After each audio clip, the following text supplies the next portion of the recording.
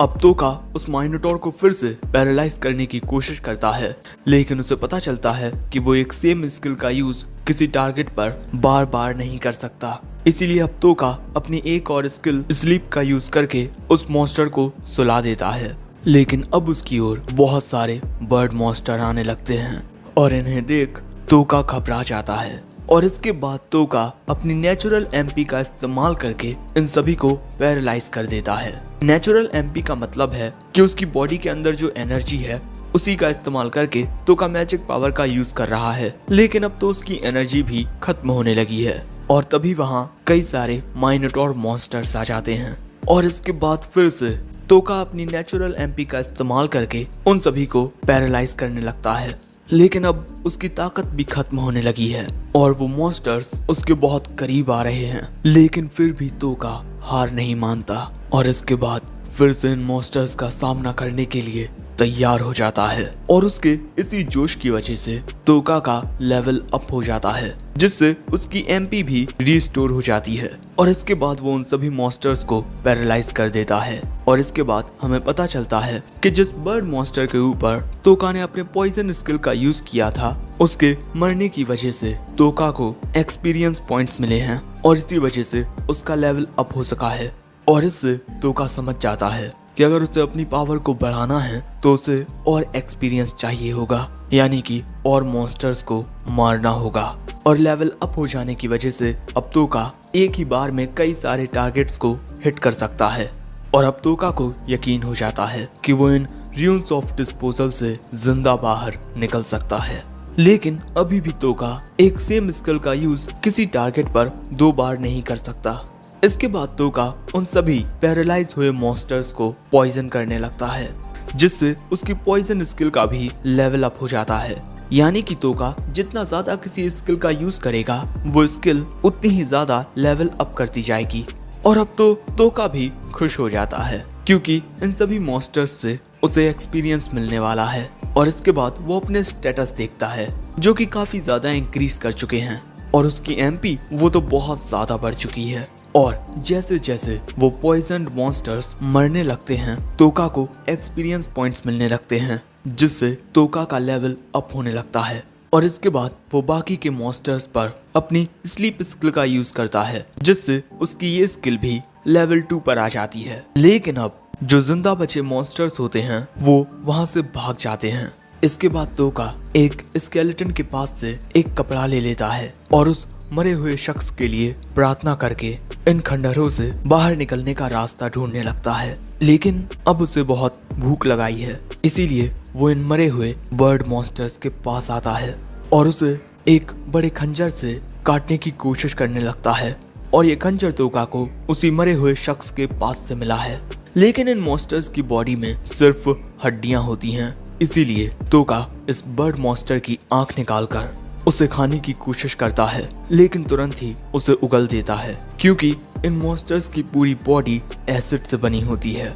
और भूखे होने की वजह से तोका के लिए चलना अब बहुत मुश्किल हो रहा है। लेकिन तभी वो देखता है कि उसके बैग के ऊपर जो क्रिस्टल लगा है वो पर्पल होता जा रहा है। इसीलिए तोका उसमें अपनी मैजिक पावर डालकर उसे चार्ज करने लगता है। लेकिन यहाँ तोका को ये बैग थोड़ा भारी लगता है और जब वो उसे खोल कर देखता है तब उसमें उसे खाने पीने का कुछ सामान मिलता है। और खाने को देख तोका बहुत खुश हो जाता है और उस खाने को खाने लगता है। लेकिन उसे ये समझ नहीं आता कि आखिर इस बैग में खाना आया कहाँ से। शायद इस बैग ने ये खाना खुद प्रोड्यूस किया है और ये बैग ऐसा कर सकता है क्योंकि ये एक यूनिक आइटम है। अब ऐसे ही कई दिन गुजर जाते हैं और अब हम तोका को देखते हैं जिसने कई सारे लिजार्ड मॉन्स्टर्स को पैरालाइज और पॉइजन किया होता है। और इसी के साथ तोका काफी सारे मॉन्स्टर्स को मार भी चुका होता है। और जैसे जैसे ये मॉन्स्टर्स मर रहे थे तोका का लेवल अप हो रहा था और अब तोका का लेवल 665 है। लेकिन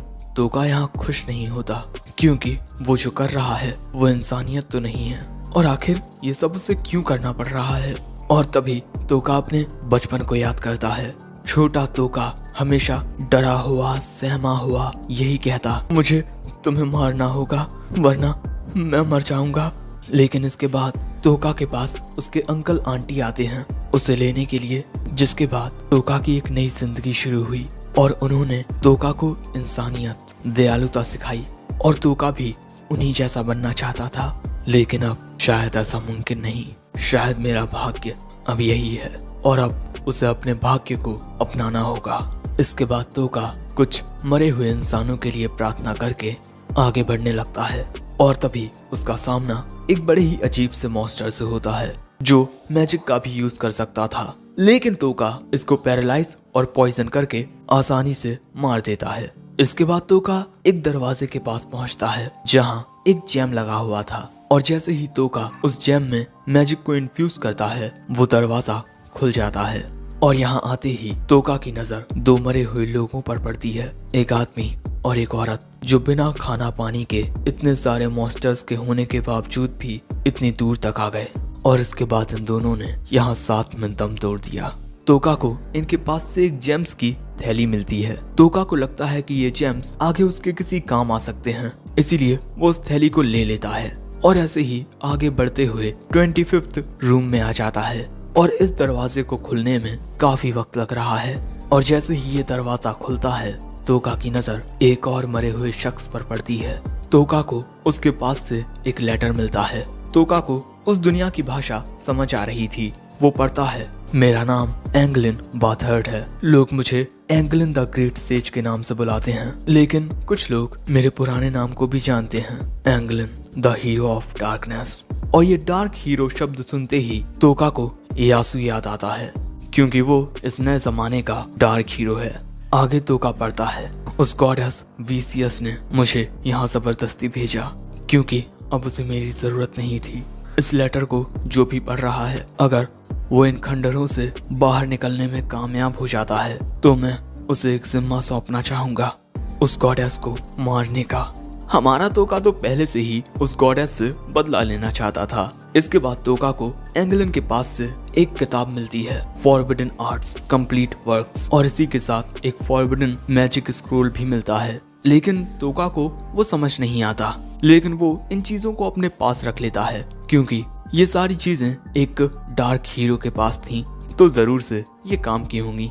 लेकिन इसके बाद तोका उस किताब में देखता है उस एंगलिन ने अपने खून से लिखा है, सोल ईटर से बचकर रहना क्योंकि इसी ने बाकी सबको मारा है। इसके बाद तोका संभलते हुए आगे बढ़ने लगता है और आगे उसे एक दरवाजा मिलता है और ये दरवाजा तभी खुलेगा जब इसमें कोई चीज रखी जाए।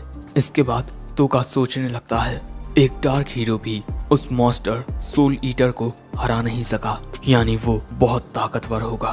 क्या मैं उसे अपनी स्किल से हरा पाऊंगा? और इसके बाद तोका को सामने एक चेहरा दिखाई देता है, यही है सोल ईटर और इसके माथे पर एक जेम स्टोन लगा हुआ है। और जैसे ही तोका उस पर हमला करने के लिए अपना हाथ बढ़ाता है तभी उसके हाथ पर हमला हो जाता है। तोका अपने हाथ पर पट्टी बांधते हुए कहता है, ये बहुत ही ज्यादा खतरनाक है, इसे हराना हद से ज्यादा मुश्किल होगा क्योंकि ये वो मॉन्स्टर है जिसने एक वक्त इस दुनिया के सबसे ज्यादा ताकतवर डार्क हीरो को हराया था। ये चीज इन खंडरों पर राज करती है। और तभी अचानक खंडर की कुछ दीवारें टूटती हैं और ये सोल ईटर अपनी जगह से बाहर निकल आता है। और अगर तोका इस खंडर से जिंदा निकलना चाहता है तो उसे इस मॉन्स्टर को हराना होगा। दूसरी ओर इस खंडर के बाहर हम एक लड़की को देखते हैं जो इन्हीं खंडरों की ओर जा रही थी।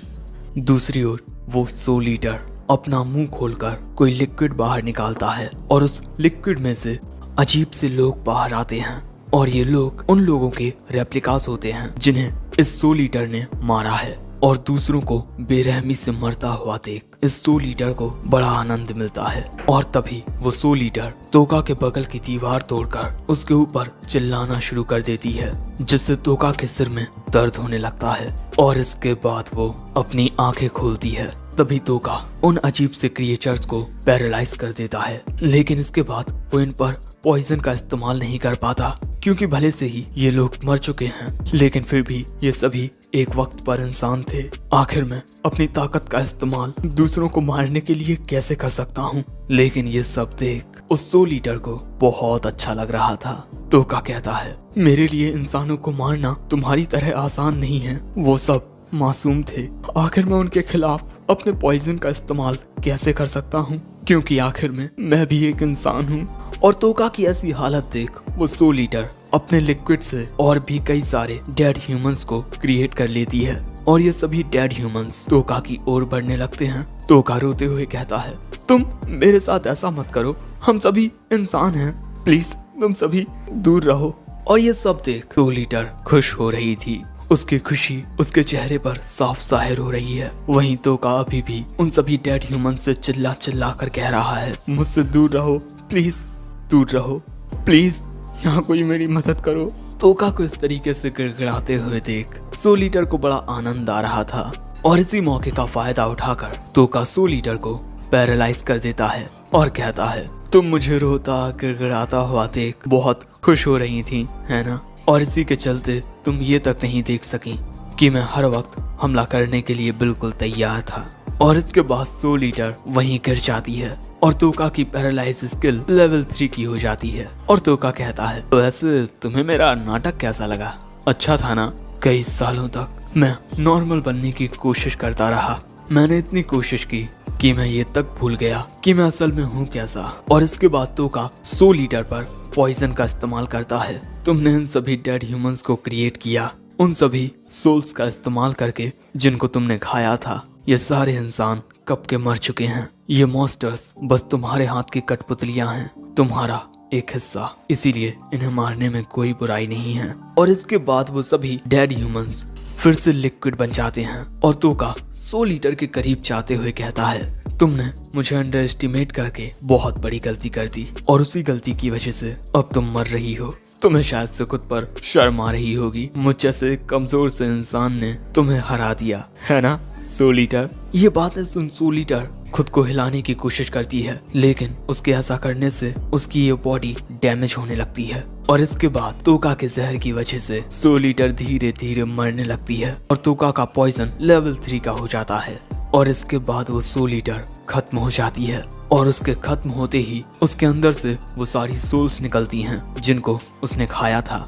और ये सभी सोल्स अपने इंसानी रूप में आकर तोका का शुक्रिया करती हैं और इस सोल ईटर को हराने पर उसे कांग्रेट्स भी करते हैं। और इसके बाद डार्क हीरो की सोल आकर कहती है, प्लीज उस गॉडेस को मार देना। और इसके बाद वो सभी सोल्स गायब हो जाती हैं। और इसके बाद तोका उस सोल ईटर के सिर से वो जेम स्टोन निकाल कर कहता है, मेरा इरादा भी कुछ ऐसा ही है, उस गॉडेस को खत्म करना, लेकिन इसमें मुझे काफी वक्त लगेगा।